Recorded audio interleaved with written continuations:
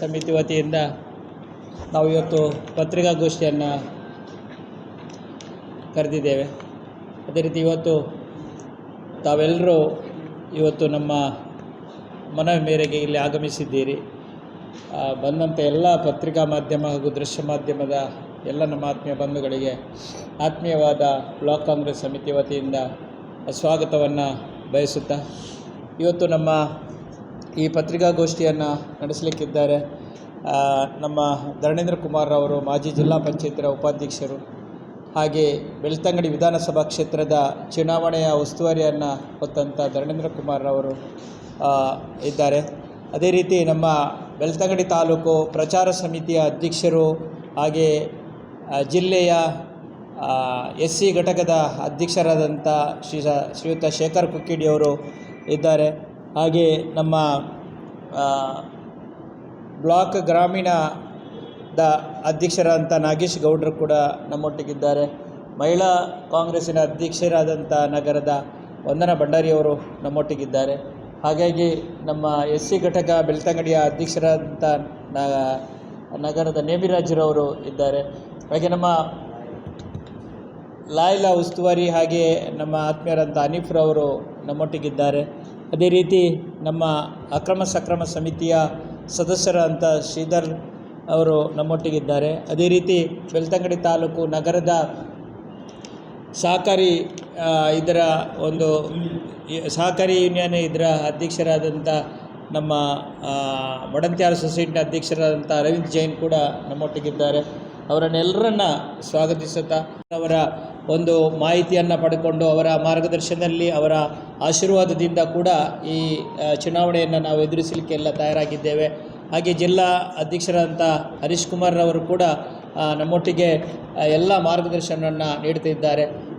ಹಾಗಾಗಿ ಎಲ್ಲ ನಮ್ಮ ಘಟಕದ ಮುಂಚಿನ ಘಟಕದ ಅಧ್ಯಕ್ಷರು ಕೂಡ ನಮ್ಮೊಟ್ಟಿಗೆ ಸಹಕಾರವನ್ನು ನೀಡ್ತಿದ್ದಾರೆ. ಹಾಗೆ ತಾವು ಕೂಡ ಪತ್ರಿಕಾ ಮಾಧ್ಯಮದವರು ಕೂಡ ನಮಗೆ ಸಹಕಾರವನ್ನು ನೀಡಬೇಕಂತ ತಮ್ಮಲ್ಲಿ ವಿನಂತಿಯನ್ನು ಮಾಡುತ್ತಾ ಈಗ ನಮ್ಮ ಧರಣೇಂದ್ರ ಕುಮಾರ್ ಅವರು ಈ ಮುಂದಿನ ಪತ್ರಿಕಾಗೋಷ್ಠಿಯನ್ನು ನಡೆಸಬೇಕಂತ ವಿನಂತಿಸ್ತಿದ್ದೇನೆ. ಎಲ್ಲರಿಗೂ ನಮಸ್ಕಾರ. ಇವತ್ತು ಕಾಂಗ್ರೆಸ್ ಪಕ್ಷದ 5 ಗ್ಯಾರಂಟಿ ಯೋಜನೆಗಳಿಂದ ಜನತೆ ನೆಮ್ಮದಿಯ ಜೀವನ ನಡೆಸಿದ್ದು, ಇತ್ತೀಚೆಗೆ ಬೆಳ್ತಂಗಡಿಯಲ್ಲಿ ನಡೆದ ಗ್ಯಾರಂಟಿ ಸಮಾವೇಶದಲ್ಲಿ ಸೇರಿದ ಜನರನ್ನು ಕಂಡು ಆ ಸಭೆಗೆ ಉದ್ದೇಶಪೂರ್ವಕವಾಗಿಯೇ ಗೈರು ಹಾಜರಾದ ಶಾಸಕ ಹರೀಶ್ ಪೂಂಜಾರವರು ಭ್ರಮನಿರಸನಗೊಂಡು, ಹಾಗೆ ಸಿದ್ದರಾಮಯ್ಯ ಜಿಯವರ ಆಡಳಿತ ವೈಖರಿ ಅದನ್ನು ಕಂಡು ಈಗ ಹಲ್ಲಿಲ್ಲದ ಹಾವಿನಂತಾಗಿದ್ದಾರೆ. ತಾವು ಅನುದಾನ ಮಂಜೂರುಗೊಳಿಸದೆ ಮಾಡಿದ ಶಿಲಾನ್ಯಾಸ ಮಾಡಿ ಕೆಲಸ ಮಾಡದೆ ಇದ್ದ ಕಾರಣಕ್ಕೆ ಜನ ಅಲ್ಲಲ್ಲಿ ಪ್ರಶ್ನೆ ಮಾಡ್ತಾ ಇದ್ದು, ಇದರಿಂದ ವಿಚಲಿತರಾದ ಹರೀಶ್ ಪೂಂಜಾರವರು ಇತ್ತೀಚೆಗೆ ನಡೆದ ಭಾರತೀಯ ಜನತಾ ಪಕ್ಷದ ಒಂದು ಸಭೆಯಲ್ಲಿ ಸೇರಿದ ಜನರನ್ನು ರಂಜಿಸುವ ಸಲುವಾಗಿ ಕೆಲವೊಂದು ಸುಳ್ಳು ಆರೋಪಗಳನ್ನು ಮಾಜಿ ಶಾಸಕರಾದ ವಸಂತ ಬಂಗೇರರಿಗೆ ಕೂಡ ಮಾಡಿರ್ತಾರೆ. ನಮ್ಮ ವಿಧಾನಸಭಾ ಚುನಾವಣಾ ಅಭ್ಯರ್ಥಿಯಾಗಿದ್ದ ರಕ್ಷಿತ್ ಶಿವರಾಮ್ ಮತ್ತು ನಮ್ಮ ಪಕ್ಷದ ವಿರುದ್ಧ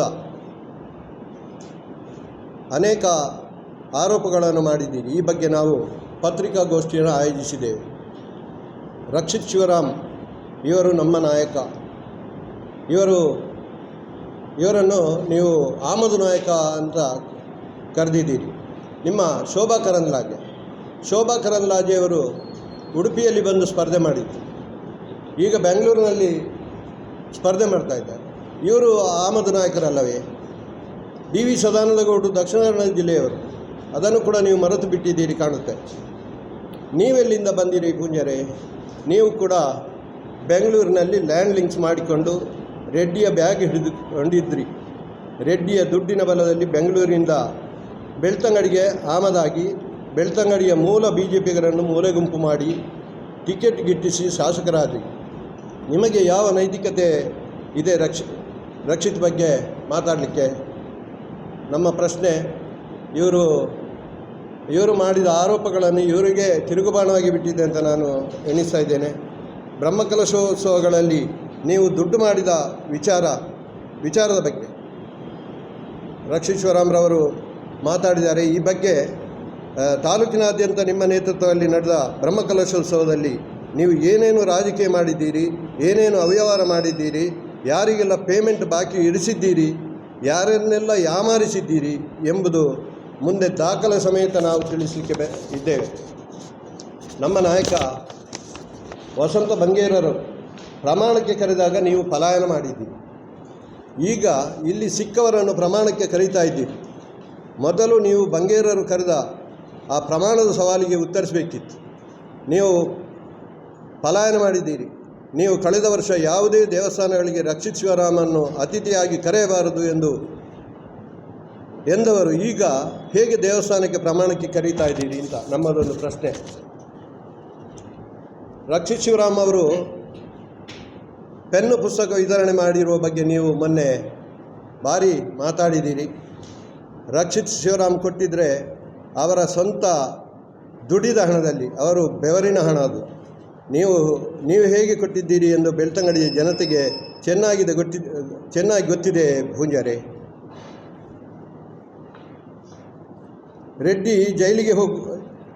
ರೆಡ್ಡಿಗೆ ಜೈಲು, ನಿಮಗೆ ಆ ಸಂದರ್ಭದಲ್ಲಿ ತುಂಬ ಕೊಯ್ಲು ಆಗಿದೆ. ಇದು ಜನತೆಗೆ ಗೊತ್ತಿದೆ. ರೆಡ್ಡಿ ಜೈಲಿಗೆ ಹೋಗುವಾಗ ನಿಮಗೆ ಒಳ್ಳೆ ಕೊಯ್ಲು ಆಗಿದೆ ಅನ್ನೋದು ಕೂಡ ಗೊತ್ತಿದೆ. ರೆಡ್ಡಿಯ ಚಡ್ಡಿಯ ಕಿಸೆಯಿಂದ ದೋಚಿದ ಹಣದಲ್ಲಿ ನೀವು ಇಲ್ಲಿ ಬಂದು ಕಾರುಬಾರು ಮಾಡ್ತಾ ಇದ್ದೀರಿ ಅಲ್ಲವೇ? ಹಾಗೆ ಮರಳು ಕಳ್ಳತನ 40%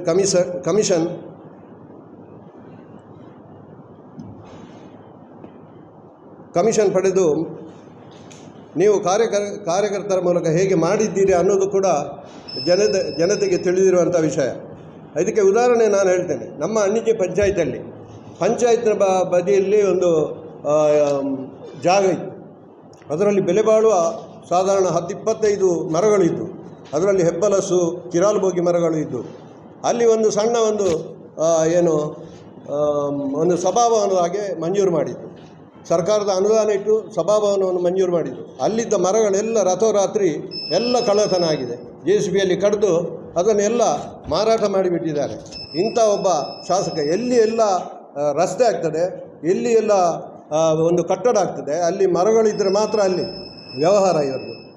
ಎಲ್ಲಿ ಹೊಯ್ಗೆ ಹತ್ತಿರ ಇರ್ತದೆ ಅಲ್ಲಿಂದ ಹೊಯ್ಗೆಯನ್ನು ಡಂಪ್ ಮಾಡಿ ಸರ್ಕಾರಕ್ಕೆ ಕೋಟಿ ಹಣವನ್ನು ವಂಚನೆ ಮಾಡಿ, ತೆರಿಗೆ ವಂಚನೆ ಮಾಡಿ ಇವರು ಅಲ್ಲಿ ಈ ಕಾರ್ಯಕ್ರಮಗಳನ್ನು ಇಡುವುದನ್ನು ನಾವು ಕಂಡಿದ್ದೇವೆ. ಏತ ನೀರಾವರಿ ಯೋಜನೆ ನಿಮಗೆಲ್ಲ ಗೊತ್ತಿದೆ. ಅಲ್ಲಿ ಮಗರಡ್ಕದಲ್ಲಿ ಏತ ನೀರಾವರಿ ಯೋಜನೆ ಯಾಕಾಗಿ ಅವರು ಅನುಷ್ಠಾನ ಮಾಡಿದ್ದಾರೆ ಅನ್ನೋದು. ಅಲ್ಲಿ ಮೇನ್ಸ್ನವರು ಲಕ್ಷಗಟ್ಟಲೆ ಲೋಡು ಅಲ್ಲಿ ಹೊಯ್ಗೆ ಇದೆ ಅನ್ನೋದನ್ನು ಇವರ ಗಮನಕ್ಕೆ ಬಂದಿತ್ತು. ಅಲ್ಲಿಗೆ ಒಂದು ಈ ಯೋಜನೆಯನ್ನು ಇಟ್ಟು ಅಲ್ಲಿಂದ ಮೇಲಕ್ಕೆ ನೀರು ಎತ್ತುವಂಥ ಇದನ್ನು ಒಂದು ಕಾಮಗಾರಿಗೆ ಅನುದಾನವನ್ನು ಇಟ್ಟರು. ಅಲ್ಲಿಯ ಹೊಯ್ಗೆಯನ್ನು ಲೋಡು ಕೇರಳಕ್ಕೆ, ಚಿಕ್ಕಮಗಳೂರು, ಮಂಗಳೂರು, ಇಲ್ಲಿ ಇದ್ದ ಎಲ್ಲ ಕಡೆಗೂ ಹೊಯ್ಗೆಯನ್ನು ಸಪ್ಲೈ ಮಾಡುವಂಥ ಒಂದು ದೊಡ್ಡ ಯೋಜನೆಯನ್ನು ಮಾಡಿದರು. ಇವರ ಕ್ರಿಮಿನಲ್ ಮೈಂಡ್ ಎಷ್ಟಿದೆ ಅಂದರೆ ಅಷ್ಟು ಹೊಯ್ಗೆಯನ್ನು ಲೂಟಿ ಹೊಡೆದು, ಕೊಳ್ಳೆ ಹೊಡೆದು ಅವರ ಕಾರ್ಯಕರ್ತರಿಗೆ ಇದ್ದ ಎಲ್ಲ ಕಡೆ ಹಣ ಹಂಚುವಂಥ ಕೆಲಸವನ್ನು ಮಾಡಿದರು. ಸರ್ಕಾರದ ಬೊಕ್ಕಸಕ್ಕೆ ತುಂಬ ಲಾಸನ್ನು ಮಾಡಿರುವುದು ಇಡೀ ಬೆಳ್ತಂಗಡಿಯ ಜನತೆ, ಇಡೀ ರಾಜ್ಯಕ್ಕೆ ಗೊತ್ತಿರುವಂಥ ವಿಚಾರ. ಎಲ್ಲ ಇಲಾಖೆಯವರು, ನ್ಯಾಯಾಂಗ ವ್ಯವಸ್ಥೆ, ಕಾರ್ಯಾಂಗ ವ್ಯವಸ್ಥೆಯನ್ನು ಕೂಡ ಇವರು ಕಪಿಮುಷ್ಟಿಯಲ್ಲಿ ಇಟ್ಟುಕೊಂಡು ಈ ಎಲ್ಲ ಕೆಲಸವನ್ನು ಮಾಡಿದ್ದಾರೆ ಅಂತ ಹೇಳಲಿಕ್ಕೆ ನಾನು ಬಯಸ್ತೇನೆ.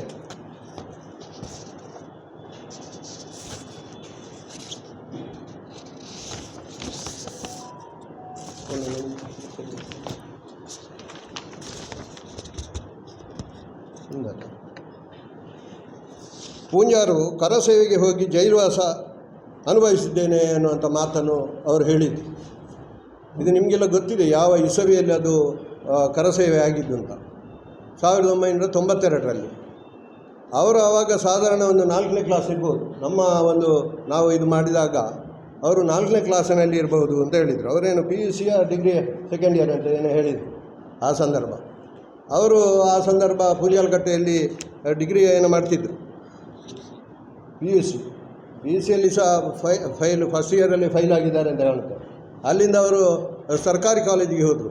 ಅದೆಲ್ಲ ಅವರ ವೈಯಕ್ತಿಕ ವಿಚಾರ. ಆದರೆ ಒಬ್ಬ ನಮ್ಮ ಬೆಳ್ತಂಗಡಿಯ ಮಾಜಿ ಶಾಸಕರು ವಸಂತ ಬಂಗೇರ ಬಗ್ಗೆ ಅತ್ಯಂತ ತುಚ್ಛವಾಗಿ ಮಾತಾಡೋದು, ಹಾಗೆ ರಕ್ಷಿತ್ ಶಿವರಾಮ್ರ ಬಗ್ಗೆ ಅತ್ಯಂತ ತುಚ್ಛವಾಗಿ ಮಾತಾಡೋದು, ಇದು ಇವರಿಗೆಲ್ಲ ಶೋಭೆ ತರುವಂಥ ಕೆಲಸ ಅಲ್ಲ. ನಿಂದನೆ ಮಾಡಲಿ, ರಾಜಕೀಯವಾಗಿ ನಿಂದನೆ ಮಾಡಲಿ, ಆದರೆ ಅವರ ಅಜ್ಜ ಮಾತಾಡಿದರು, ಅಜ್ಜ ಹುಳ್ಳಿ ಇದೆಲ್ಲ ಅವರಿಗೆ ಆ ಒಂದು ಭಾಷಣದಲ್ಲಿ ಬೇಕಾಗಿರಲಿಲ್ಲ. ಇದಕ್ಕೆ ನಾವು ಪ್ರತಿಕ್ರಿಯೆಯನ್ನು ಕೊಡಲೇಬೇಕಾಗಿದೆ. ಅದಕ್ಕಾಗಿ ನಾವು ಇಷ್ಟೆಲ್ಲ ಇದನ್ನು ಮಾಡಬೇಕಾಗಿ ಬಂತು. ಜನರು ಇದಕ್ಕೆಲ್ಲ ಕಾಯ್ತಾ ಇದ್ದರು, ನಿಮ್ಮ ಏನು ಪ್ರತಿಕ್ರಿಯೆ ಇಲ್ಲ ಅದರ ಬಗ್ಗೆ. ಇನ್ನು ಮುಂದಿನ ಇದನ್ನು ನಮ್ಮ ಶೇಖರ್ ಕುಕ್ಕೇಡಿಯವರು ಅವರ ಅಂಬೇಡ್ಕರ್ ಭವನದ ಬಗ್ಗೆ ಅದನ್ನು ವಿವರವಾಗಿ ಹೇಳಲಿಕ್ಕಿದ್ದಾರೆ. ಮಾನ್ಯ ಶಾಸಕರು, ಬೆಳ್ತಂಗಡಿ ತಾಲೂಕಿಗೆ 8 ಕೋಟಿಯ ಅಂಬೇಡ್ಕರ್ ಭವನ ಬಂದಿದೆ. ಈ 8 ಕೋಟಿ ಅಂಬೇಡ್ಕರ್ ಭವನವನ್ನು ಈಗಿನ ಕಾಂಗ್ರೆಸ್ ಸರ್ಕಾರ ಮತ್ತು ಇಲ್ಲಿನ ನಾಯಕರುಗಳು ಅದನ್ನು ಆಕ್ಷೇಪ ಮಾಡಿದ್ದಾರೆ, ಅದನ್ನು ರದ್ದು ಮಾಡಿದ್ದಾರೆ. ಚುನಾವಣೆ ಸಂದರ್ಭಗಳಲ್ಲಿ ಅವರ ಬಿ ಜೆ ಪಿ ಪಕ್ಷದವರು ಉಲ್ಲೇಖ ಮಾಡಿಬಿಟ್ಟು ಚುನಾವಣೆ ಸಂದರ್ಭದಲ್ಲಿ ಎಲ್ಲ ಎಸ್ಸಿಗಳ ಮನೆಗೆ ಹೋಗಿ ಅಂಬೇಡ್ಕರ್ ಭವನವನ್ನು ರದ್ದುಗೊಳಿಸಿದ ಕಾಂಗ್ರೆಸ್ ಸರ್ಕಾರಕ್ಕೆ ಈ ಸಲ ನಾವು ಮತ ಕೊಡಬಾರ್ದು ಎಂಬ ವಿಚಾರವನ್ನು ಮೊನ್ನೆಯ ಅವರ ಪಕ್ಷದ ಕಾರ್ಯಕ್ರಮದಲ್ಲಿ ಹೇಳಿದರು. ಇವತ್ತು ನಾವು ದಾಖಲೆ ಸಮೇತವಾಗಿ ಅದನ್ನು ತಮ್ಮ ಮುಂದಿಡಲು, ಈ ತಾಲೂಕಿನ ಜನತೆ ಮುಂದಿಡಲು ಇಚ್ಛಿಸುತ್ತೇನೆ. ಯಾಕೆಂತೇಳಿದರೆ ಇವತ್ತು ಡಾಕ್ಟರ್ ಬಿ ಆರ್ ಅಂಬೇಡ್ಕರ್ ಭವನದ ಈಗಾಗಲೇ RTC ಆಗಿದೆ ಅಂತ ಅವರು ಹೇಳ್ತಾರೆ. ನಮ್ಮ ಪ್ರಕಾರ ಇವತ್ತು ತಾರೀಕು 11, ನಮಗೆ ಇವತ್ತು ತೆಗೆದ RTC ಇದು 11 ತಾರೀಕಿಗೆ ನಾವು RTC ತೆಗೆದದ್ದು. ಇಷ್ಟರ ತನಕ ಅಂಬೇಡ್ಕರ್ ಭವನದ ಹೆಸರಿನಲ್ಲಿ RTC ಕೂಡ ಆಗಲಿಲ್ಲ. ಅಂಬೇಡ್ಕರ್ ಭವನದ ಹೆಸರಿನಲ್ಲಿ ಇಷ್ಟರ ತನಕ ಅಂಬೇಡ್ಕರ್ ಭವನಕ್ಕೆ RTC ಆಗಲಿಲ್ಲ. ಒಂದು ಯಾವುದು ಈಗ ಅಲ್ಲಿ 4-5 ಸರ್ವೆ ನಂಬರ್ಗಳಿದೆ, ಯಾವ ಸರ್ವೆ ನಂಬರ್ ಕೂಡ ಅಂಬೇಡ್ಕರ್ ಭವನಕ್ಕೆ ಅಂತ ದಾಖಲೆ ಇಷ್ಟರ ತನಕ ಆಗಲಿಲ್ಲ. ಒಂದು ಮತ್ತು 8 ಕೋಟಿ ರೂಪಾಯಿ ಅಂಬೇಡ್ಕರ್ ಭವನಕ್ಕೆ ಅವರು ಆಕ್ಷೇಪ ಮಾಡಿದೆ ಅಂತ ಹೇಳ್ತಾರೆ. ಇವತ್ತು ನೋಡಿ, ಅವರು ಬರೀ ಸರ್ಕಾರದ ಎದುರುಗಡೆ ಪ್ರಸ್ತಾವನೆಯನ್ನು ಇಟ್ಟರು, 300 ಲಕ್ಷಕ್ಕೊಮ್ಮೆ ಪ್ರಸ್ತಾವನೆಯನ್ನು ಕೊಟ್ಟರು. ಆಮೇಲೆ ಅದಕ್ಕೆ ಹೆಚ್ಚುವರಿಯಾಗಿ 400 ಲಕ್ಷಕ್ಕೆ ಪ್ರಸ್ತಾವನೆ ಮಾಡಿದ್ರು. ಟೋಟಲ್ ಆಗಿ 7 ಕೋಟಿ ರೂಪಾಯಿ ಅಂಬೇಡ್ಕರ್ ಭವನಕ್ಕೆ ಪ್ರಸ್ತಾವನೆ ಮಾತ್ರ ಆಗಿದೆ. ತದನಂತರ ಅದನ್ನು ಕರ್ನಾಟಕ ಹೌಸಿಂಗ್ ಬೋರ್ಡ್ ಮತ್ತು PW ಡಿಪಾರ್ಟ್ಮೆಂಟ್ನಿಂದ ಅಂದಾಜು ಪಟ್ಟಿಯನ್ನು ತಯಾರಿಸಿ, ಆ ಅಂದಾಜು ಪಟ್ಟಿಯನ್ನು ತಯಾರಿಸಿ ಸಾಧಾರಣ ನಮಗೆ 24/3/2023 ಅದಕ್ಕೆ ಅನುದಾನ ಬಿಡುಗಡೆ ಮಾಡಲಿಕ್ಕೆ ಮಾನ್ಯ ಜಿಲ್ಲಾಧಿಕಾರಿಗಳ ಮತ್ತು ಜಿಲ್ಲಾ ಸಮಾಜ ಕಲ್ಯಾಣ ಅಧಿಕಾರಿಗಳ ಜಾಯಿಂಟ್ ಖಾತೆಯಲ್ಲಿರ್ತಕ್ಕಂಥ ಅದು ಸಮಾಜ ಕಲ್ಯಾಣ ಇಲಾಖೆಯಲ್ಲಿ ಎಲ್ಲ ಜಾಯಿಂಟ್ ಬರುವಂಥದ್ದು ಅನುದಾನಗಳು. ಅದಕ್ಕೆ ಇವರು 23/8/2023 ಅನುದಾನ ಬಿಡುಗಡೆಗಾಗಿ ಬರೆದಿದ್ದಾರೆ. ಅನುದಾನ ಬಿಡುಗಡೆಗಾಗಿ ಅವರು ಕಳೆದ ಬಾರಿ ಅವರ BJP ಸರ್ಕಾರದ ಅವಧಿಯಲ್ಲಿ 81 ಗ್ರಾಮಗಳಿಗೆ ಹೋಗಿ ಕೂಡ ನಾವು 7 ಕೋಟಿ ಅಂಬೇಡ್ಕರ್ ಭವನವನ್ನು ಈ ತಾಲೂಕಿಗೆ ಮಂಜೂರು ಮಾಡಿಕೊಂಡು ಬಂದಿದ್ದೇವೆ. ಆ ಪ್ರಕಾರ ಮತ ಕೇಳಿದ ಅವರು ನಾವೇನು ಅಂಬೇಡ್ಕರ್ ಭವನ ಮಾಡ್ತೇವೆ ಅಂತ ಮತವನ್ನು ಕೇಳಿಲ್ಲ. ಇವತ್ತು ಅಂಬೇಡ್ಕರ್ ಭವನಕ್ಕೆ ನ್ಯಾಯ ಪೈಸೆ ಬಿಡುಗಡೆ ಆಗಲಿಲ್ಲ, ಬರೆದಿದ್ದಾರೆ. ಆದರೆ ಇವರಿಗೆ ಅಲ್ಲಿ ಅವಕಾಶಗಳಿತ್ತು. 3 ಬಾರಿ ಅಧಿವೇಶನ ಆಯಿತು. ಅವರು ಈಗ ನಾವು 10 ತಿಂಗಳಲ್ಲಿ 3 ಬಾರಿ ಅಧಿವೇಶನ ಆಯಿತು. ಚಳಿಗಾಲ ಅಧಿವೇಶನ ಆಯಿತು, ಮಳೆಗಾಲ ಅಧಿವೇಶನ ಆಯಿತು, ಮೊನ್ನೆ ಬಜೆಟ್ ಅಧಿವೇಶನ ಆಯಿತು. ಈ 3 ಅಧಿವೇಶನ ಕೂಡ ಚಕರ ಎತ್ತಲಿಲ್ಲ ನಮ್ಮ ಶಾಸಕರು. 8 ಕೋಟಿ ಅಂಬೇಡ್ಕರ್ ಭವನ ಬೆಳ್ತಂಗಡಿಗೆ ಬರಲಿಲ್ಲ. ಯಾಕೆ ಬರಲಿಲ್ಲ, ಯಾಕೆ ನೀವು ಆ ಅನುದಾನವನ್ನು ಕಡಿತಗೊಳಿಸಿದೆ ಅಂತ 3 ಬಾರಿ ಅಧಿವೇಶನದಲ್ಲಿ ಒಂದು ಬಾರಿ ಕೂಡ ಅವರು ಚರ್ಚೆಯನ್ನು ಮಾಡಿಲ್ಲ. ಇವಾಗ ಚುನಾವಣೆ ಬಂದಾಗ ಅವರ ಪಕ್ಷದ ಕಾರ್ಯಕರ್ತರ ಸಮಾವೇಶದಲ್ಲಿ ಅನುದಾನವನ್ನು ನಮ್ಮ ಪಕ್ಷದ ನಾಯಕರು ತಡೆ ಹಿಡಿದ್ದಾರೆ ಅಂತ ಹೇಳ್ತಾರೆ. ನಾನಿವತ್ತು ಮಾನ್ಯ ಶಾಸಕರಿಗೆ ಒಂದು ಸವಾಲನ್ನು ಎಸೆಯುತ್ತೇನೆ. ನಮ್ಮಲ್ಲಿ ರಕ್ಷಿತ್ ಶಿವರಾಮ್ ಅವರು ತಡೆ ಆಕ್ಷೇಪ ಏನಾದರೂ ಪತ್ರ ವ್ಯವಹಾರ ಮಾಡಿದ್ದಾರಾ? ನಮ್ಮ ನಾಯಕರಾದಂಥ ವಸಂತ ಬಂಗೇರವರು ಅದಕ್ಕೆ ತಡೆಯನ್ನು ಇಟ್ಟಿದ್ದಾರಾ? ಆಮೇಲೆ ನಮ್ಮ ಕಾಂಗ್ರೆಸ್ ಪಕ್ಷದ ಜಿಲ್ಲಾಧ್ಯಕ್ಷರು ಈ ಭಾಗದ ವಿಧಾನ ಪರಿಷತ್ ಸದಸ್ಯರಾದಂಥ ಇವರು ನಮ್ಮ ಹರೀಶ್ ಕುಮಾರ್ ಅವರು ಆಕ್ಷೇಪ ಮಾಡಿದ್ದಾರಾ? ಇಲ್ಲ ನಮ್ಮ KPCC ಉಪಾಧ್ಯಕ್ಷರಾದ ಗಂಗಾಧರ ಗೌಡ್ರವರು ಏನಾದರೂ ಆಕ್ಷೇಪ ಮಾಡಿದ್ದಲ್ಲಿ ಅವರು ಆರೋಪ ಮಾಡೋದಕ್ಕಿಂತಲೂ ದಾಖಲೆ ಸಮೇತವಾಗಿ ಆರೋಪ ಮಾಡೋದಕ್ಕೆ ನಾವು ಉತ್ತರವನ್ನು ಕೊಡಲಿಕ್ಕಿದ್ದೇವೆ. ಅವರ ಫೈಲನ್ನು ಅವರು ಆ ಸಂದರ್ಭದಲ್ಲಿ ಅನುದಾನವನ್ನು ತರದೇ ಇದ್ದದ್ದು ಇವತ್ತು ಅದನ್ನು ಕಾಂಗ್ರೆಸ್ ಸರ್ಕಾರದ ಒಂದು ಅಣೆಪಟ್ಟಿ ಕಟ್ಟಲಿಕ್ಕೆ ಅವರು ಹೊರಡ್ತಿದ್ದಾರೆ. ಇದು ಖಂಡಿತವಾಗಿ ಎಲ್ಲರಿಗೂ ಕೊಡ್ತೇವೆ. ಯಾಕಂದರೆ ನಾವು ದಾಖಲೆಗಳನ್ನು ಎಲ್ಲ ಸಂಗ್ರಹಿಸಿಕೊಂಡು ಮಾತಾಡ್ತಿದ್ದೇವೆ. ಎಲ್ಲದಕ್ಕೂ ಕೂಡ ದಾಖಲೆ ಇದೆ. ಯಾವಾಗ ಪ್ರಸ್ತಾವನೆ ಮಾಡಿದ್ದಾರೆ, ಯಾವಾಗ ಅಂಬೇಡ್ಕರ್ ಭವನಕ್ಕೆ ಇಲ್ಲಿ ಎಸ್ಟಿಮೇಟ್ಗಳು ಹೋಗಿದೆ, ಯಾರೆಲ್ಲ ಕಲಿಸಿದ್ದಾರೆ, ಎಲ್ಲವೂ ಕೂಡ 2 ಬಾರಿ ಕಲಿಸಿ ಆಗಿದೆ. ಯಾವತ್ತೂ ಕೂಡ ಒಂದು ನ್ಯಾಯ ಪೈಸೆ ಕೂಡ ಅವರ ಸರ್ಕಾರದ ಇದ್ದಾವಧಿಯಲ್ಲಾಗಲಿ ಏನು ಕೂಡ ಆಗಲಿಲ್ಲ. ನಮ್ಮ ಮುತುವರ್ಜಿಯಿಂದ ಅದನ್ನು ಮಾಡಬೇಕು ಅಂತ ನಾವು 2 ಬಾರಿ ಪತ್ರ ವ್ಯವಹಾರವನ್ನು ಮಾಡಿಸಲಿಕ್ಕೆ ಮಾನ್ಯ ಜಿಲ್ಲಾ ಸಮಾಜ ಕಲ್ಯಾಣಾಧಿಕಾರಿಗಳಿಗೆ ಮತ್ತು ತಾಲೂಕು ಸಮಾಜ ಕಲ್ಯಾಣಾಧಿಕಾರಿಗಳಿಗೆ ಒತ್ತಡವನ್ನು ತಂದಿದ್ದೇವೆ. ಇದರ ಬಗ್ಗೆ ಏನು ಕೂಡ ಒಂದು ಅವರು ದಲಿತರನ್ನು ಈ ಸಲ ಕಳೆದ ಬಾರಿ ನಮಗೆ ಹೆಚ್ಚು ಪರಿಶಿಷ್ಟ ಜಾತಿ ಸಮುದಾಯದವರು ನಮ್ಮ ಕಾಂಗ್ರೆಸ್ ಪಕ್ಷಕ್ಕೆ ಮತವನ್ನು ನೀಡಿದ್ದಾರೆ. ಈ ಸಲ ಮತ ಆತಂಕದಲ್ಲಿದ್ದ ಕಾರಣ ನಮಗೆ ಅದು ಮತ ಇವತ್ತು ಲಭಿಸುವುದಿಲ್ಲ ಅಂತ ಹೇಳಿಕೊಂಡು ಇವತ್ತು ಅಂಬೇಡ್ಕರ್ ಭವನವನ್ನು ಮಾತಾಡಿದೆ. ಯಾಕೆಂದರೆ ಮತ್ತೊಂದು ತಮ್ಮ ಅವರ ಗಮನಕ್ಕೆ ತರುವಂಥದ್ದು, ಇವತ್ತು ಅಂಬೇಡ್ಕರ್ ಭವನದ ವಿಚಾರವನ್ನು ಬರೇ ದಲಿತರು ಯಾಕೆ ಮಾತಾಡಬೇಕು ಅನ್ನೋದು ಪ್ರಶ್ನೆ. ಆ ಸಭೆಯಲ್ಲಿ ನನ್ನ ಹೆಸರನ್ನು ಉಲ್ಲೇಖ ಮಾಡಿ ಹೇಳಿದ್ರು, ಶೇಖರ್ ಗುಕ್ಕೇಡಿ ಅವರು ಯಾಕೆ ಮಾತಾಡೋಕ್ಕೆ ಆಗೋದಿಲ್ಲ ಅಂತ. ದಲಿತರೇ ಯಾಕೆ ಅಂಬೇಡ್ಕರ್ ಭವನದವ್ರಿಗೆ ಮಾತಾಡಬೇಕು? ಈಗ ಅವರು ಕೂಡ ಇವತ್ತು ಶಾಸಕರಾಗಬೇಕಾದ್ರೆ ಬಾಬಾ ಸಾಹೇಬ್ ಅಂಬೇಡ್ಕರ್ ಅವರ ಕೊಡುಗೆ, ಅವರ ಸಂವಿಧಾನ ಬರೆದ ಕಾರಣ ಇವತ್ತು ಅವರು ಕೂಡ ಒಂದು ವಿಧಾನಸೌಧ ಒಳಗಡೆ ಹೋಗಲಿಕ್ಕೆ ಅವಕಾಶ ಆಗಿದೆ. ಇಂಥ ಅವಕಾಶವಿದ್ದಾಗ ಒಬ್ಬ ವಿಶ್ವ ಜ್ಞಾನಿಯನ್ನು ಇವತ್ತು ನಮ್ಮ ತಾಲೂಕಿನಲ್ಲಿ ಅವರ ಹೆಸರಿನಲ್ಲಿ ಒಂದು ಭವನಗಳಾಗ್ತಿರುವಾಗ ಬರೀ ದಲಿತರನ್ನು ಒಂದು ಉಲ್ಲೇಖ ಮಾಡಿಬಿಟ್ಟು ಅಂಬೇಡ್ಕರ್ ಭವನ ಯಾಕೆ ಮಾಡಿಲ್ಲ ಅಂತ ನಮ್ಮನ್ನು ಪ್ರಶ್ನೆ ಮಾಡೋದಕ್ಕಿಂತಲೂ ಕೂಡ ಅವ್ರದ್ದು ಕೂಡ ಜವಾಬ್ದಾರಿ ಇದೆ. ಅವರು ನಾನು ಹೇಳಿದ ಪ್ರಕಾರ ಮೂರು ಅಧಿವೇಶನಗಳಿಂದ ಮಾತಾಡಿದ ಕಾರಣ ಮತ್ತು ಹೊರಗಡೆ ಕಾಂಗ್ರೆಸ್ ಪಕ್ಷದವರು ಎಲ್ಲಿಯಾದರೂ ಅದಕ್ಕೆ ಆಕ್ಷೇಪವನ್ನು ವ್ಯಕ್ತಪಡಿಸಿದ್ದಲ್ಲಿ, ಅದನ್ನು ತಡೆ ಇಡುವಂಥ ಸಂದರ್ಭಗಳು ಬಂದಿದ್ದಲ್ಲಿ ಇವರು ಇಲ್ಲಿ ಹೊರಗಡೆ ಕೂಡ ಹೋರಾಟ ಮಾಡ್ಬೋದಿತ್ತು. ಅವರಲ್ಲಿ ಕೂಡ ತುಂಬ ಮೋರ್ಚೆಗಳಿದೆ. ಆಮೇಲೆ ಅವರ ಪಕ್ಷದಲ್ಲಿ ಕೂಡ ಅವರು ಹೋರಾಟ ಮಾಡಬೋದಿತ್ತು. ಅವರನ್ನು ಯಾವುದೇ ಮಾಡದೆ ಚುನಾವಣೆ ಗಿಮಿಕ್ಕಿಗೆ ಹೋಗ್ತಾರೆ. ಇವತ್ತು ಅಂಬೇಡ್ಕರ್ ಭವನವನ್ನು ತಡೆ ಹಿಡಿತಾರೆ ಅಂತ ಹೇಳಿದರೆ ಇದನ್ನು ಯಾರು ಕೂಡ ಒಪ್ಪುವಂಥದ್ದಲ್ಲ. ನಾವು ದಾಖಲೆ ಸಮೇತವಾಗಿ ಅವರು ಚರ್ಚೆಗೆ ಬಂದರೂ ಕೂಡ ಎಲ್ಲ ದಾಖಲೆಗಳನ್ನು ಇಟ್ಟು ನಾವು ಚರ್ಚೆ ಮಾಡಲಿಕ್ಕೆ ನಾವು ತಯಾರಿದ್ದೇವೆ ಅಂತ ತಮ್ಮ ಗಮನಕ್ಕೆ ತರ್ತಿದ್ದೇನೆ. ಮತ್ತೊಂದು, ಈಗ ಅಂಬೇಡ್ಕರ್ ಭವನದ ಬಗ್ಗೆ ಮಾತಾಡ್ತಾರೆ, ದಲಿತರ ಬಗ್ಗೆ ಅವರಿಗೆ ಕಾಳಜಿ ಇದೆ, ಒಪ್ತೇವೆ. ಈಗ ಕಳೆದ ಬಾರಿ ಮಾನ್ಯ ಮಾಜಿ ಶಾಸಕರ ಅವಧಿಯಲ್ಲಿ, ವಸಂತ ಬಂಗೇರ ಅವಧಿಯಲ್ಲಿ 3 ಹೋಬಳಿ ಮಟ್ಟದ ಅಂಬೇಡ್ಕರ್ ಭವನಗಳು ಬಂತು. ಒಂದು ಕೊಕ್ಕಡ ಹೋಬಳಿ, ಮತ್ತೊಂದು ಬೆಳ್ತಂಗಡಿಗೆ 1.5 ಕೋಟಿ ನಗರಕ್ಕೆ, ಆಮೇಲೆ 50 ಲಕ್ಷ ರೂಪಾಯಿ ವೇಣೂರು ಅಂಬೇಡ್ಕರ್ ಭವನಕ್ಕೆ. ಆಗಿನ ಶಾಸಕರ ಅವಧಿಯಲ್ಲಿ ಕೊಕ್ಕಡದಲ್ಲಿ 50 ಲಕ್ಷ ಅಂಬೇಡ್ಕರ್ ಭವನ ಆಗಿದೆ. ಇವರ 6 ವರ್ಷ ಹತ್ತಿರ ಆಗ್ತಾ ಬಂತು. ವೇಣೂರಲ್ಲಿ ಅಂಬೇಡ್ಕರ್ ಭವನವನ್ನು ಯಾಕೆ ಇವರು ನಿರ್ಮಾಣ ಮಾಡಲಿಲ್ಲ?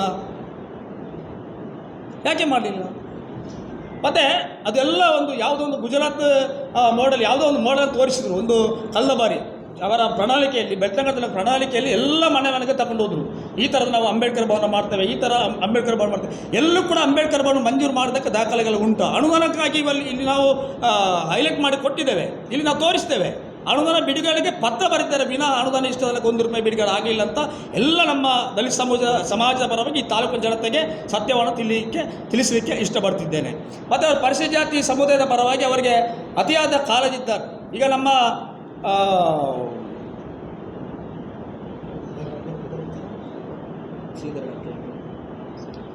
ಶ್ರೀಧರನ ಹತ್ಯೆ ಆದಾಗ ಯಾಕೆ ಇವರು ಮಾತಾಡಿಲ್ಲ? ಯಾಕೆ ಅವರಿಗೆ ಸಾಂತ್ವನ ಹೇಳಲಿಕ್ಕೆ ಆಗಲಿಲ್ಲ? ಈಗ ಅಂಬೇಡ್ಕರ್ ಭವನದ ಬಗ್ಗೆ, ದಲಿತರ ಬಗ್ಗೆ ಅವರಿಗೆ ಕಾಳಜಿ ಇದೆ. ಇಲ್ಲಿ SCಗಳು ಮಾತಾಡಬೇಕು, ಅಲ್ಲಿ SC ಕಾಂಗ್ರೆಸ್ ಎಲ್ಲರೂ ಕೂಡ ಮಾತಾಡಬೇಕು ಅಂತ ಹೇಳ್ತಿದ್ದಾರೆ. ಯಾಕೆ ಶ್ರೀಧರನ ಹತ್ಯೆಯ ಬಗ್ಗೆ ಅವರು ಚಕಾರ ಎತ್ತಲಿಲ್ಲ? ಅದನ್ನು ಕೂಡ ಅವರು ಪ್ರಶ್ನೆ ಮಾಡಬೇಕಿತ್ತಲ್ವಾ? ಬಾಬಾ ಸಾಹೇಬ್ ಅಂಬೇಡ್ಕರ್ ಇವರಿಗೆ ಪ್ರೇಮ ಇರುವಂಥದ್ದು ಬರೀ ಕಟ್ಟಡಗಳ ಮೇಲೆ, ಬರೀ ಕಮರ್ಷಿಯಲ್ ಆಗಿ ಆ ಕಟ್ಟಡಗಳ ಮೇಲೆ ಇವರಿಗೆ ಪ್ರೇಮ ವಿನಃ ಆ ಸಮುದಾಯದ ಬಗ್ಗೆ ಇವರಿಗೆ ಕಾಳಜಿ ಇಲ್ಲ ಅಂತ ನನಗೆ ಸ್ಪಷ್ಟವಾಗಿ ಹೇಳಲಿಕ್ಕೆ ಇಷ್ಟಪಡ್ತಿದ್ದೇನೆ. ಮತ್ತೊಂದು, ಕೆಲವರು ಕ್ರೀಡಾಂಗಣದ ಬಗ್ಗೆ ಹೇಳಿದರು.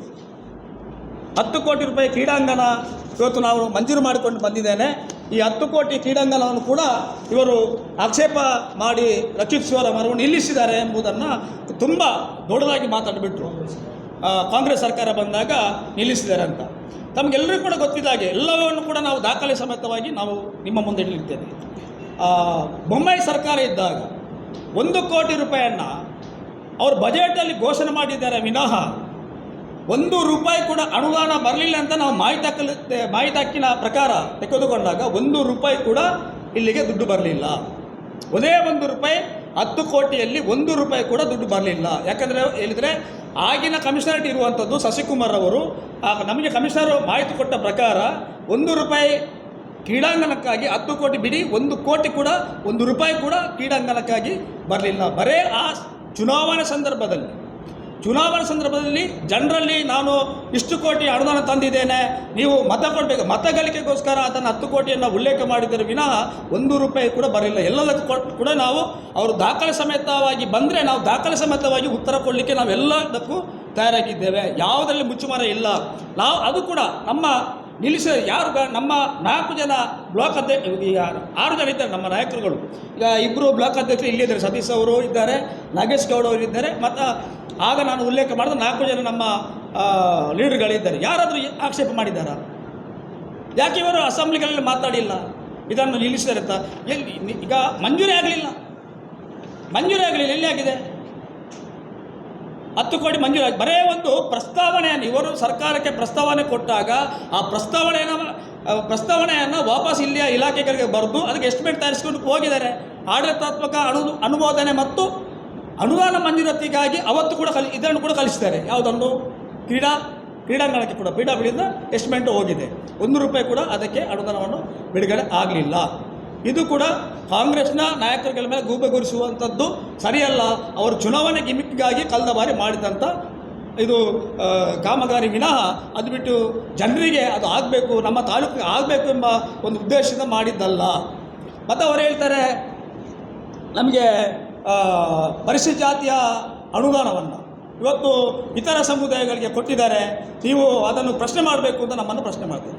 ಈಗ SCPTSP ಕಾಯ್ದೆ ತಂದವರು ಆಗಿನ ಸರ್ಕಾರ ಇದ್ದಾಗ, ಮಾನ್ಯ ಸಿದ್ದರಾಮಯ್ಯ ಸರ್ಕಾರ ಇದ್ದಾಗ. ಈಗ ನಮಗೆ SCPTSPಯಲ್ಲಿ ಸಾಧಾರಣ 34,000 ಕೋಟಿ ರೂಪಾಯಿ ಮಿಕ್ಕಿ ಇವತ್ತು ಪರಿಶಿಷ್ಟ ಜಾತಿ ವಿಶೇಷ ಘಟಕ ಯೋಜನೆಗಳಿಗೆ ಇಟ್ಟಿದ್ದಾರೆ. ಅಂಥ ದುಡ್ಡುಗಳನ್ನು 1 ರೂಪಾಯಿ ಕೂಡ ಅದನ್ನು ಮಿಸ್ ಆಗಲಿಲ್ಲ. ಹೀಗಾಗಿ ಈಗ ಅವರು ಚರ್ಚೆಗೆ ಬಂದಾಗ ನಾನು ಹೇಳ್ತಿದ್ದೇನೆ, ಅವರ ಸರ್ಕಾರ ಇದ್ದಾಗ ಈಗ MADBಯಲ್ಲಿ ಮಲೆನಾಡು ಅಭಿವೃದ್ಧಿ ಮಂಡಳಿಯಲ್ಲಿ ಇದೇ ಕ್ರೀಡಾಂಗಣ ಮಾಡಬೇಕು ಅಂತ ಒಂದು ಪತ್ರವನ್ನು ತಗೊಂಡು ಬಂದಿದ್ದಾರೆ. ಅದು ದುಡ್ಡು ಬರಲಿಲ್ಲ ತಮ್ಮ ಗಮನಕ್ಕೆ. ನೋಡಿ, ಇಲ್ಲಿ 200 ಲಕ್ಷ 2 ಕೋಟಿ SCPಯಲ್ಲಿ, ಇಲ್ಲಿ ನೋಡಿ, ಮತ್ತೊಂದು 50 ಲಕ್ಷ ರೂಪಾಯಿ TSPಯಲ್ಲಿ. ಈಗ ನಮ್ಮ ಸರ್ಕಾರದ ಮೇಲೆ ಅವರು ಗುಬೆಗೊರಿಸ್ತಾರೆ, ಅವರು ದುಡ್ಡನ್ನು ಆ ಕಡೆ ಈ ಕಡೆ ಟ್ರಾನ್ಸ್ಫರ್ ಮಾಡ್ತಾರೆ ಅಂತ. ಇವರ ಸರ್ಕಾರ ಇದ್ದಾಗ ಇವರೇ ಮಾಡಿದ್ದು 2.5 ಕೋಟಿ ಮತ್ತು 50 ಲಕ್ಷ SCPTSPಯನ್ನೇ ಯಾವುದು ಕ್ರೀಡಾಂಗಣಕ್ಕೆ ಬೇಕು ಅಂತ. ಈಗ ನಮ್ಮ ಸರ್ಕಾರ ಮಾಡಿದರೆ ತಪ್ಪು, ಇವರು ಮಾಡಿದರೆ ಸರಿ. ಇದು ಯಾವ ರೀತಿಯ ಕಾನೂನು? ಇದನ್ನು ಪ್ರಶ್ನೆ ಮಾಡ್ತೇವೆ. ಇವರ ಸರ್ಕಾರ ಇದ್ದಾಗ ಏನು ಮಾಡಿದರು ಅಂತ. ಮತ್ತೊಂದು ವಿಚಾರವನ್ನು ಹೇಳಿದರು, ಯಾವುದು ಶಾಲೆಯ ಸಂದರ್ಭದಲ್ಲಿ, ಯಾವುದು ನಮಗೆ ಅರಸಿನಮಕ್ಕಿಯಲ್ಲಿ 25 ಕೋಟಿ ರೂಪಾಯಿಯ ಒಂದು ಶಾಲೆ. ಅದು ಯಾವ ರೀತಿಯ ಶಾಲೆ ಅಂತ ಹೇಳಿದರೆ, ಇವರೆಲ್ಲದಕ್ಕೂ ಗುಜರಾತ್ ಮಾಡೆಲ್ ಮತ್ತು ಉತ್ತರ ಪ್ರದೇಶ ಮಾಡೆಲ್.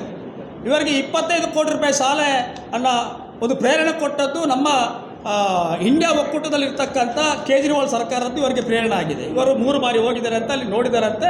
ಅಂಥದ್ದೇ ಒಂದು ಶಾಲೆಯನ್ನು ಇವತ್ತು ನಾವು ಅರಸಿನಮಕ್ಕಿಯಲ್ಲಿ ಮಾಡಬೇಕು ಅಂತ ಇವರು ಅಪೇಕ್ಷೆ ಇದೆ. ನಾವು ಖಂಡಿತವಾಗಿ ಅವರು ಗುಜರಾತ್ ಮಾಡೆಲ್ ಮತ್ತು ಉತ್ತರ ಪ್ರದೇಶದ ಮಾಡೆಲನ್ನು ಬಿಟ್ಟು ನಮ್ಮ ಇಂಡಿಯಾ ಒಕ್ಕೂಟದಲ್ಲಿ ಬರ್ತಕ್ಕಂಥ ಕೇಜ್ರಿವಾಲ್ ಸರ್ಕಾರವನ್ನು ಅಭಿನಂದಿಸಿ ಅವರು ಮಾಡಿದ ಅಂತ ಒಂದು ಸಾಧನೆಯನ್ನು ಇಲ್ಲಿ ತೋರಿಸಬೇಕು ಅಂತ ಮಾಡಿದೆ. ಅವರಿಗೆ ಖಂಡಿತವಾಗಿ ನಾವು ಅಭಿನಂದನೆ ಹೇಳುತ್ತಾ ಈ 25 ಕೋಟಿ ರೂಪಾಯಿ ಅನುದಾನ ಬಗ್ಗೆ ತಮಗೆ ಹೇಳಲಿಕ್ಕೆ ಇಷ್ಟಪಡ್ತಿದ್ದೇನೆ. ಅದು ಇವರೊಂದು ಸರ್ಕಾರಕ್ಕೆ ಪ್ರಸ್ತಾವನೆ ಕೊಟ್ಟಿದ್ದಾರೆ. ನಾವು ಇಲಾಖೆಯ ಮೇಲಧಿಕಾರಿಗಳ ಗಮನಕ್ಕೆ ತಂದಿದ್ದೇವೆ ಯಾವ ರೀತಿಯಲ್ಲಿ ಆಗಿದೆ ಏನು ಅಂತ. ಇವರ ಅಭಿಪ್ರಾಯ ಏನು, ಅಧಿಕಾರಿಗಳ ಅಭಿಪ್ರಾಯ, ಒಂದು ಪ್ರಸ್ತಾವನೆಯನ್ನು ಸಾರ್ವಜನಿಕ ಶಿಕ್ಷಣ ಇಲಾಖೆಯ ಆಯುಕ್ತರಿಗೆ ಇವರು ಒಂದು ಮನವಿಯನ್ನು ಮಾಡ್ತಾರೆ. ಆ ಮನವಿಯನ್ನು ಅವರು ಮಾನ್ಯ ಜಿಲ್ಲಾ DD ಅವರಿಗೆ ಕಳಿಸ್ತಾರೆ. ಆ ಜಿಲ್ಲಾ DD ಅವರು, DD ಮತ್ತು ನಮ್ಮ BO ಅವರು ಅವಿಬ್ಬರು ಕೂಡ ಹೋಗಿ ಆ ಶಾಲೆಯನ್ನು ಪರಿಶೀಲಿಸಿ ಒಂದು 8 ಅಥವಾ 11 ಶಾಲೆಗಳನ್ನು ಕ್ಲಬ್ ಮಾಡಿಕೊಂಡು ಅಲ್ಲಿ ದೊಡ್ಡ ಮಟ್ಟದ ಒಂದು ಶಾಲೆ ಆಗಬೇಕು ಅಂತ ಅವರ ಅಭಿಪ್ರಾಯವಾಗಿತ್ತು. ಆ ಪ್ರಕಾರ ಎಲ್ಲದಕ್ಕೂ DPR ಅನ್ನು ಮಾಡಿದ್ದಾರೆ. ವಿಸ್ತೃತವಾದ ಒಂದು ವರದಿಯನ್ನು ಸರ್ಕಾರಕ್ಕೆ ಸಲ್ಲಿಸಿದ್ದಾರೆ. ಅದು ಮಂಜೂರಾತಿ ಅಲ್ಲ, ಸರ್ಕಾರಕ್ಕೆ ಸಲ್ಲಿಸಿದಷ್ಟೇ. ನಮಗೆ ಒಂದು 25 ಕೋಟಿಯ ಪ್ರಾಜೆಕ್ಟ್, ಒಂದು ಸಂಯುಕ್ತ ಶಾಲೆಗಳು, ಎಲ್ಲ ಶಾಲೆಗಳನ್ನು ಒಟ್ಟು ಮಾಡಿಸಿ ಒಂದು ಅಲ್ಲಿ ನಮಗೆ ವಿಶೇಷವಾದ ಹಾಸ್ಟೆಲ್ಗಳ ವ್ಯವಸ್ಥೆಗಳಾಗಿರ್ಬೋದು. ಈಗ ನಮ್ಮ ಕ್ರೈಸ್ಟ್ನವರು ಮಾಡ್ತಿದ್ದಾರೆ ಥರ, ಇಂದಿರಾ ಗಾಂಧಿ ಹಾಸ್ಟೆಲ್ ಉದಾಹರಣೆ ಧರಣೇಂದ್ರ ಅವರು ಮಾಡಿದ್ದಾರೆ ಹೊಸಂಗಡಿಯಲ್ಲಿ. ಆ ಥರದ್ದು ಮಾಡುವಂಥ ಒಂದು ಅಪೇಕ್ಷೆ ಅವರದ್ದು ಇತ್ತು, ತಪ್ಪು ಅಂತ ಹೇಳೋದಲ್ಲ. ಆದರೆ ಅದು ಬರೀ ಸರ್ಕಾರದ ಅಂತಲೇ ಪ್ರಸ್ತಾವನೆ ಮಾತ್ರ ಇದ್ದದ್ದು. ₹1 ಅದಕ್ಕೆ ಮಂಜೂರಾಗಲಿಲ್ಲ. ಆ ಸರ್ಕಾರ ಹಂತದಲ್ಲಿ ಅದಕ್ಕೆ ಯಾವುದೇ ರೀತಿಯ ಸ್ಕೀಮ್ಗಳು ಕೂಡ ಇಲ್ಲ. ಸುಮ್ಮನೆ ಒಂದು ನಾವು 25 ಕೋಟಿಗೆ ಒಂದು ಇಷ್ಟ ತನಕ ಪ್ರಸ್ತಾವನೆ ಇಲ್ಲ, ಸರ್ಕಾರದ ಮಟ್ಟದಲ್ಲಿ ಕಾರ್ಯಕ್ರಮಗಳಿಲ್ಲ, ಯಾವ ಹೆಡ್ ಆಫ್ ಅಕೌಂಟ್ ಅಂತ ಇಲ್ಲ. ಸುಮ್ಮನೆ ಹೇಳಿಬಿಟ್ಟು ನಾವು 25 ಕೋಟಿಯನ್ನು ನಿಲ್ಲಿಸಿದ್ದಾರೆ ಅಂತ. ಯಾರು ಹೇಳಿ 25 ಕೋಟಿ ಮಂಜೂರು ಮಾಡೋದಕ್ಕೆ ಏನು ದಾಖಲಿದೆ? ಆ ಸಾಲಿಗೆ 25 ಕೋಟಿ ಮಂಜೂರು ಆಗಿದ್ದಕ್ಕೆ ಏನಾದರೂ ಸರ್ಕಾರದ ಪತ್ರ ವ್ಯವಹಾರಗಳುಂಟಾ? ಬರೆಯುವರು ಒಂದು ಸರ್ಕಾರಕ್ಕೆ ಬೇಕು ಅಂತ ಹೇಳಿಬಿಟ್ಟು, ನಮಗೆ ಅನುದಾನ ಬೇಕು ಅಂತ ಹೇಳಿಬಿಟ್ಟು ಪತ್ರ ವ್ಯವಹಾರಗಳು ಹಾಕಿದಷ್ಟೇ. BO ಇಂದ DDಗೆ, DDಯಿಂದ ಕಮಿಷನರ್ಗೆ ಅದು ಪತ್ರ ವ್ಯವಹಾರ ಆಗ್ತದೆ ಹೊರತು ಯಾವತ್ತೂ ಕೂಡ ಅದು ಸರ್ಕಾರಿ ಮಂಜೂರಾತಿ ಆಗಲಿಲ್ಲ. ಆ ಶಾಲೆಗೆ ಮಂಜೂರಾತಿ ಕೂಡ ಆಗಲಿಲ್ಲ. ಯಾಕಂದರೆ ನಾವು 100 ಕೂಡ ಈಗ ಒಂದು 7 ಕೋಟಿ ಅಂಬೇಡ್ಕರ್ ಭವನ, 10 ಕೋಟಿಯ ಕ್ರೀಡಾಂಗಣ ಮತ್ತು 25 ಕೋಟಿಯ ಒಂದು ಅವರ ವಸತಿ ಶಾಲೆಯ ವಿಚಾರ ಅರಿಶಿನ ಮೆಕ್ಕಿದ್ದು. ನಾವು 3ಕ್ಕೆ ಕೂಡ ದಾಖಲೆ ಸಮೇತವಾಗಿ ಅವರು ಚರ್ಚೆಗೆ ಬಂದರೆ ನಾವು ದಾಖಲೆ ಸಮೇತವಾಗಿ ಉತ್ತರ ಕೊಡಲಿಕ್ಕೆ ಕಾಂಗ್ರೆಸ್ ಪಕ್ಷ ಸನ್ನದ್ಧವಾಗಿದೆ ಅಂತ ಈ ಮಾಧ್ಯಮದ ಮೂಲಕ BJP ಮತ್ತು ಮಾನ್ಯ ಶಾಸಕರಿಗೆ ಉತ್ತರ ಕೊಡಲಿಕ್ಕೆ ನಾನು ಬಯಸ್ತಿದ್ದೇನೆ. ಅದರ ಬಗ್ಗೆ ಪ್ರಶ್ನೆಗಳಿದ್ದಲ್ಲಿ ಕೇಳ್ಬೋದು. ಹೌದು, ಹೌದು.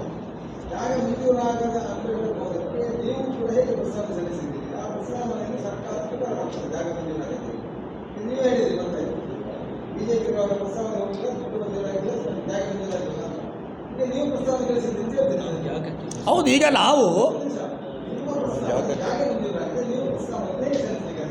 ಜಾಗ ಮಂಜೂರ, ಈಗ RTC ಟೆಕ್ನಿಕಲ್ ಪ್ರಾಬ್ಲಮ್ ಇದೆ, ಇಷ್ಟ ತನಕ ಆಗಲಿಲ್ಲ. ಈಗ ನಾವು ಹೇಳುವಂಥದ್ದು 10 ಸೆನ್ಸ್ ಜಾಗ ಉಂಟಲ್ವ ಅಲ್ಲಿ, ಅಂಬೇಡ್ಕರ್ ಭವನ ಹೆಸರಲ್ಲಿ ಇದೆ.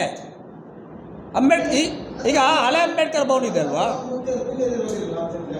ಯಾವುದು? ಹೌದು, ನಾವು ಅದೇ ಹೇಳೋದು, ಮಾಡ್ಬೋದಿತ್ತು ಅಂತ. ಯಾಕೆ ಮಾಡಲಿಕ್ಕೆ ಆಗಲಿಲ್ಲ? ಹಾಂ,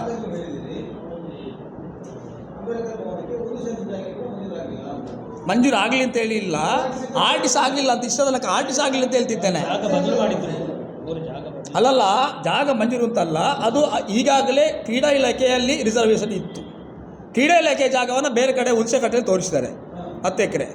ಈಗ ಆ ಜಾಗವನ್ನು ಅಂಬೇಡ್ಕರ್ ಭವನಕ್ಕೆ ಬೇಕು ಅಂತ ಅಭಿಪ್ರಾಯ, ನಮ್ಮದು ಕೂಡ ಅದಕ್ಕೆ ಸಹಮತ ಇದೆ.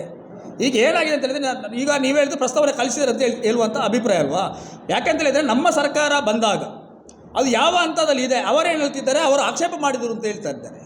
ನಾವು ಹೇಳ್ತಿದ್ದೇವೆ ಅದೆಲ್ಲ ಡಾಕ್ಯುಮೆಂಟ್ ತೆಗೆದು ಈಗ ನಮ್ಮ ಸರ್ಕಾರ ಬಂದಿದೆ, ಅದನ್ನು ಮಾಡಬೇಕು ಅಂತ ತರದುಳಿ ಇರುವಂಥವ್ರು ನಾವೇ. ಈಗ ಯಾವುದಕ್ಕೆ?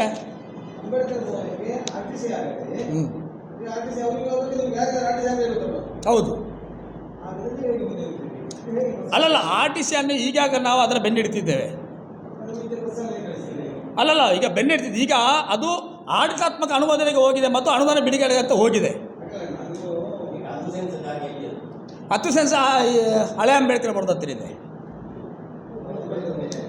ಹೌದು ಹೌದು ಹೌದು ಹೌದು. ಅಲ್ಲಲ್ಲ, ಈಗ ಹೌದು, ಈಗ ಅದನ್ನೇ ಹೇಳುವಂಥದ್ದು. ಈಗ ಅವರು ಹೇಳುವಂಥದ್ದು ಕಲ್ಲಬಾರು ಚುನಾವಣೆಯಲ್ಲಿ ನಾವು ಎಲ್ಲವನ್ನು ತೋರಿಸಾಗಿದೆ. ನಮ್ಮ ಪ್ರಶ್ನೆ ಅದೇ ಅಲ್ಲ, ನಾವು ಪ್ರಸ್ತಾವನೆ ಕಳಿಸಲಿಲ್ಲ. ಈಗ ನಾವು ನಾವು ಈಗ ಆಗಲಿಕ್ಕೆ RTC ಇನ್ನೂ ಆಗಲಿಲ್ಲ. ಆ RTCನ ಇನ್ನೂ ಯಾಕೆ ಅದು ಆಗಲಿಲ್ಲ, ಅದರ ಬಗ್ಗೆ ನಾವು ಇವತ್ತು ಕೂಡ ಚರ್ಚೆಯಲ್ಲಿದ್ದೇವೆ, ಅದನ್ನು ನೋಡ್ತಾ ಇದ್ದೇವೆ. ಯಾಕೆ ಅದನ್ನು ಆದಷ್ಟು ಬೇಗ ಆಗಬೇಕು ಅಂತ.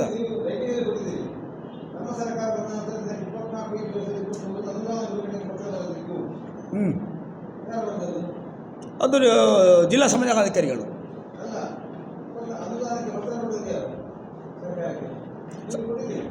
ಅಲ್ಲಲ್ಲ, ಈಗ ಅವರು ಪ್ರಸ್ತಾವನೆ ಇದ್ದದ್ದಕ್ಕೆ ನೋಡಿ, ನಾನು ಆಗಲೇ ಹೇಳಿದ್ದೇನೆ, ಅವರು 7 ಕೋಟಿಯ ಪ್ರಸ್ತಾವನೆಗಳಿತ್ತು ಅಂಬೇಡ್ಕರ್ ಭವನದ ಪ್ರಸ್ತಾವನೆ ಮಾತ್ರ.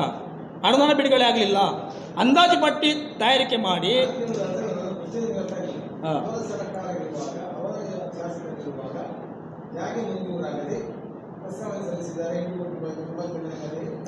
ಈಗ ಅಂಬೇಡ್ಕರ್ ಭವನಕ್ಕೆ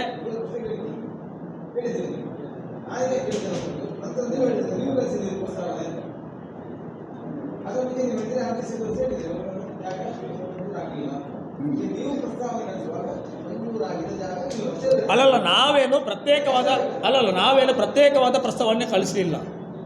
ಆಗಿನ ಇಲ್ಲ ಇಲ್ಲ ಈಗ ನಾವು ಸರ್ಕಾರ ಅಧಿಕಾರಿಗಳು ಕಳಿಸಿದಂಥ ಪ್ರಸ್ತಾವನೆಯನ್ನು ಉಲ್ಲೇಖ ಮಾಡಿದ್ದೇವೆ ಅಷ್ಟೇ. ಇಲ್ಲ, ನಾವು ಸರ್ಕಾರದ ಅಧಿಕಾರಿಗಳು ಕಳಿಸಿದ ಪ್ರಸ್ತಾವನೆಯನ್ನು ಉಲ್ಲೇಖ ಮಾಡಿದ್ದೇವೆ ಅಷ್ಟೇ.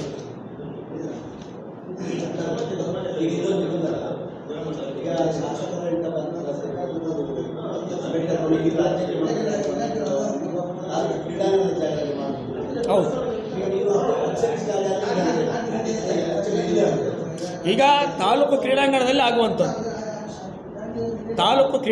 ಆಗುವಂಥದ್ದಕ್ಕೆ ನಮ್ಮದೇನು ವಿರೋಧಗಳಲ್ಲ, ನಮಗೆ ಅಲ್ಲೇ ಆಗಬೇಕು. ಆದರೆ ಆಗಿದೆ ಅಂತ ಇವರು ಹೇಳ್ತಾರೆ. ಈಗ ಅವರು ಯಾವಾಗ ಚುನಾವಣೆ ಬರುವ ಮುಂಚೆ ಹೇಳಿದ್ದಾರೆ ಅಂಬೇಡ್ಕರ್ ಭವನಕ್ಕೆ ಯಾವಾಗ ಇದಾಗಿದ್ದು, ಇದರಲ್ಲಿ ಫೋಟೋ ಸಮೇತ ಇದೆ. 9/3/2023 ಅದು ಪ್ರಸ್ತಾವನೆ, 9/3/22 23 ಪ್ರಸ್ತಾವನೆ ಇರುವಂಥದ್ದು. ಅವರ ನಮ್ಮ ಸರ್ಕಾರ ಬರುವ ಮುಂಚೆ ಅದು ಪ್ರಸ್ತಾವನೆ ಇದ್ದದ್ದು.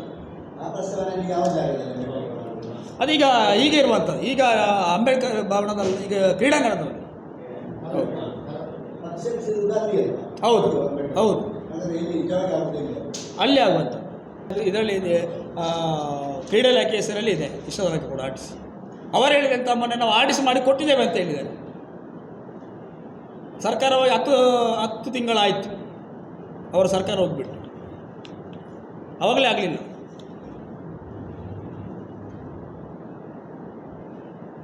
ಈಗ ನಿಮ್ಮ ಸರ್ಕಾರದಿಂದ ಆಗುತ್ತಾ? ಖಂಡಿತವಾಗಿ ನಾವು ಆಗಲೇಬೇಕು, ನಮ್ಮ ನಾಯಕರುಗಳಿಗೆ ಎಲ್ಲರೂ ಕೂಡ ಅದು ಉತ್ತರ ಅವರು ಕೊಡ್ತಾರೆ. ಅದು ಅವರು 100ಕ್ಕೆ 100 ಬೆಳ್ತಂಗಡಿಯಲ್ಲಿ ಅಂಬೇಡ್ಕರ್ ಭವನ ಆಗಲೇಬೇಕು ದೊಡ್ಡ ಮಟ್ಟದಲ್ಲಿ. ಈಗ ಟೆಕ್ನಿಕಲಲ್ಲಿ ಬೇರೆ ಪ್ರೊಸೆಸ್ ಮುಂದುವರಿಯುತ್ತೆ. ಈಗ ಅಲ್ಲಿ ಜಿಲ್ಲಾಧಿಕಾರಿಗಳ ಆದೇಶ ಆಗಿದೆ, RTC ಇನ್ನೂ ಕೂಡ ಆಗಲಿಲ್ಲ. ಜಿಲ್ಲಾಧಿಕಾರಿಗಳ ಆದೇಶವನ್ನು ಅವತ್ತು ಅವರ ಅವಧಿಯಲ್ಲೇ ಮಾಡಿದ್ದಾರೆ. ಈಗ ಪುತ್ತೂರೇ ಹೋಗಿ ಅಲ್ಲಿಂದ RTC ಆಗಿ ಬರಬೇಕು, ಅದು ಆಗಲಿಲ್ಲ. ಇಷ್ಟ ತನಕ ಕೂಡ 8-9 ತಿಂಗಳಾಯಿತು. ಪ್ರಕ್ರಿಯೆಯಲ್ಲಿ ಅದೇನೋ ಸ್ವಲ್ಪ ತಾಂತ್ರಿಕವಾದ ಸಮಸ್ಯೆಗಳಿದೆ, ಅದಾಗಲಿಲ್ಲ.